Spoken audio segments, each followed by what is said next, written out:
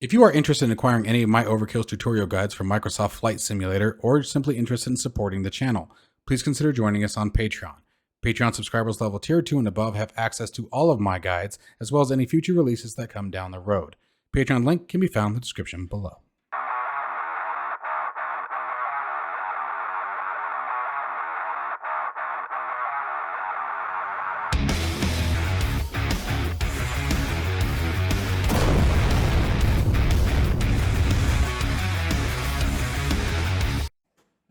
Hello everybody and welcome back to another episode of Microsoft Flight Simulator, and today we're going to be discussing just a few really cool tools to enhance your Microsoft Flight Simulator experience.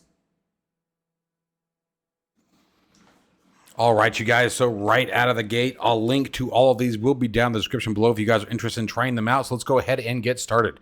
First thing up here, and I've gone through a lot of these before you guys, but as time goes on, things get forgotten and buried in the past. So we have the MSFS aircraft pinner. What this essentially does is allows you to select your favorite aircraft that you want to appear at the top of your aircraft selection list. This makes it very, very effective to fly your favorite aircraft without digging through the hundreds of aircraft that some of us probably have locked away in our hangars. It also does quite a bit more that I'll let you guys go ahead and read through the different experiences that it does offer. But the big thing that I use it for is, as I stated earlier, is being able to sort the aircraft at the top of your list in the order in which that you want to save them. For example, the first aircraft that you select in your list as your favorite will appear at the top of the list, and then any aircraft that you select afterwards will appear in a corresponding order. So you can not only select your favorite aircraft to the top of the list, but you can put those favorite aircraft in a specific sequence of your desire. This is incredibly handy. It's a feature that I do not understand why it isn't already in the base game. But you guys can also see here in the Pro version, there's a bit more that is also available as well. This is a really, really awesome piece of software, and it's so simple and yet so valuable to the Microsoft Flight Simulator community. Here is another piece of software that I use extremely religiously. I have been talking for a long time about the value of touchscreens, especially if you are someone who doesn't have either a whole lot of space to have all the really cool hardware, or maybe not the funds. As we all know, flight simulation equipment can get very, very expensive. The G1000s, your GNS 430s, your various different switches and button boxes can add up very, very quickly and very rapidly get into the thousands of dollars. The other thing that can become a problem pretty quickly is money, or not money. We just talked about money, but space. Again, having the space to put all of your different pieces of hardware and switches and button boxes and autopilots and G1000s and GNS 430s and 530s and steam gauges, etc., etc. One of the things that was always a hindrance to the idea of using touchscreens, however, was that Microsoft Flight Simulator itself doesn't have particularly great touchscreen support. It's actually almost non-existent. Another feature that I am blown away has not been addressed in the almost 3 years now that Microsoft Flight Simulator has been out and about. Actually, now I just thought about it, it's been over 3 years. So what does the software do? Well, it does a couple of things. There are numerous issues that come with just using the pop-out screen capability that comes with Microsoft Flight Simulator. One of those being is screen orientation and alignment. If you're using something, for example, like I can't think about what it's called, FS Manager. I don't want to say FS Manager. I can't remember what it's called now. But anyway, the application that allows you to create your own custom gauges and bezels and things like that. Air Manager. Thank you. I love how you say thank you to myself. You like it like that? Anyway, continuing on. Getting those screens to line up and orient it right can be quite a pain in the backside, or with the different size resolutions of touch screens that are available out there, that can also be quite the drag. And now this next piece isn't so much an issue anymore. Microsoft Flight Simulator did a pretty good job of addressing this. I believe it was Sim Update 12. But the memorization of where those screens are located the next time you go to fly. Microsoft Flight Simulator Pop-Out Panel Manager solves all of these issues. First off, one of the biggest things that you can do is you can very, very finely tune the position and orientation, therefore resolution, or scaling of the particular pop-out that you select. So you can really customize it and get it down to that fine size that you're looking for, especially, again, if you're using bezels or things of that nature, whether it be through Air Manager or physical piece of hardware, maybe something that was 3D printed. Okay, so that's the first thing it can do. Second thing is it creates a profile based on the specific aircraft. Again, much like Microsoft Flight Simulator does now, but didn't used to do particularly well. It will detect which aircraft you're in and automatically resubmit those pop-outs once you activate it. And that's the other thing that it does do that Microsoft Flight Simulator still doesn't. Microsoft Flight Simulator, if you set, for example, if you pop out multiple screens in the Cessna Citation Longitude and you do not close those pop-outs at the end of your flight, when you go to launch it again, it will pop those panels back out, even whether you wanted them to or not. Where Pop-Out Panel Manager allows you to trigger it. Okay, so you load into your Longitude and then you decide, do I want to have my pop-out panels out today? Numerous reasons could exist of why you wouldn't. Let's say you've moved monitors around, you've changed display settings, maybe you got rid of a monitor, you had a monitor fail, you upgraded, you decided to do something different. You may not want those pop-out panels to come out. So this is one of the things that Pop-Out Panel Manager does very well that it addresses. Next thing it addresses, you can also set an always on top feature depending on if, for example, if you wanted to stack maybe your PFD and your MFD or PFD and a touchscreen controller on one particular screen, but you needed one to be on top, you could also do that regardless. The next thing that it does is it prevents Microsoft Flight Simulator from losing focus when you are interacting with that particular screen. So that makes it really nice too. Even with the pop-out panels that exist in Microsoft Flight Simulator, if you move it to another touchscreen, there are times where Microsoft Flight Simulator itself will lose focus. This software will help prevent that. Two more things. It will remove the title bar, the white title bar that you guys can see just in the screenshot here. That can be removed very, very simply, again, with a toggle of a button. And finally, the last thing that I really enjoy about it is it provides touchscreen support. Again, where previously that touchscreen support may not have existed. This is great for things like your G3000s, G5000s, your different touchscreen controllers that may require you to be able to interact with that. Things like the MCDUs and things like that can be used with that as well. So it is a very, very powerful piece of software, especially for someone who's looking to expand their cockpit or get more functionality than what exists currently in the base game. I highly recommend you guys check this out. Even if you're not using touchscreens, it's still a very, very handy tool. And again, that very finite customization of the display size is invaluable just in itself. But the touchscreen support is phenomenal. And the nice thing about touchscreens, you guys, is they are really coming down in price. You can get a pretty decent touchscreens, 10-inch, 12-inch, anywhere from $70 to $150, depending on how much you're looking to spend. But it's, you can create a full G1000 experience on a touchscreen, purely touchscreen, without spending the $600, $700, sometimes $1,000, depending on who you go with, to have the G1000 bezel. So it really is something that I would recommend you guys look into if you're looking to expand your cockpits and you don't have a lot of space, or maybe don't have a lot of money, or maybe you're just trying to decide, do I really want to dive this deep into flight simulation? I think a touchscreen, at least one, is a good way to start and decide whether or not you're looking for that, or if you're happy with the mouse and keyboard. Next one is a very interesting application. Now, this is Simf Linker. Now, it requires the purchase and use of Simf Pad, which you can find on both Android and iOS devices.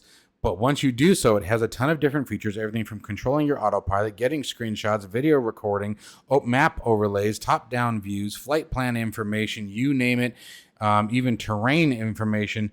Everything is absolutely crystal clear on this application. And again, on any Android or iOS device. And you guys can see here, there's even the MCDU or FMS, depending on which aircraft that you're running in, that you can also integrate with it as well.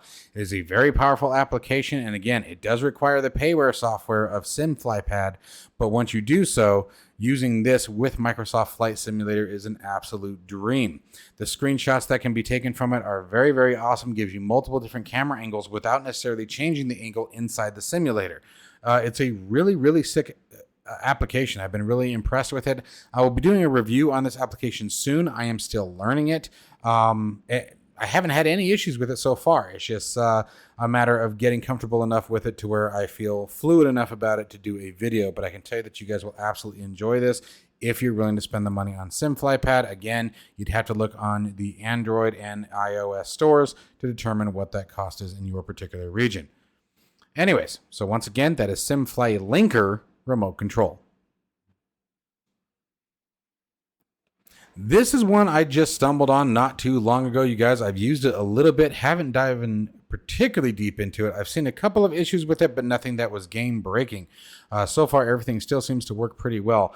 But this is basically radio range navigation. It allows you to create the old radio range navigators that they used to be used back in the days of, say, the World War II era. The reason why I found this to be kind of an interesting tool to have was simply because there are so many warbirds that are coming to the simulator. You know, we have the F4F, we have the P-38 Lightning, we have the Spitfire, multiple versions of the Spitfire. I think there's an ME-109 out there. There's multiple P-40s out there. There's the Lancaster that's supposed to be coming. So you got a ton of World War II era aircraft, and this application sort of makes it kind of neat and gives you a sense of what it was like navigating back in that time. Now, it's not perfect. It's got its issues, but the nice thing about it is it's completely free. So if you do run into any problems, you're not out any money, and it's certainly something that's worth giving a shot if you guys are interested in sort of expanding your navigation experience within Microsoft Flight Simulator. So again, that's radio range navigation, and I highly recommend this for anyone who's using any of the old Warbird or World War II or era aircraft of that same time frame. Over the last 3 years, there have been multiple solutions that have come out as far as recording, repeating, and editing your flights in Microsoft Flight Simulator.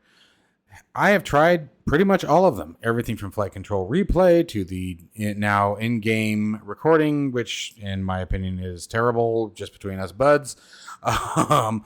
And the one that I keep coming back to, you guys, is this one here. This is Dolly. Dolly is a completely free piece of software that allows you to do way more than just record your flights. It records all the telemetry of the aircraft and aircraft configuration. So an example, one of the really neat things you can do with it is you can set yourself up, say, on an initial fix with a particular aircraft and you want to practice a landing or your approaches.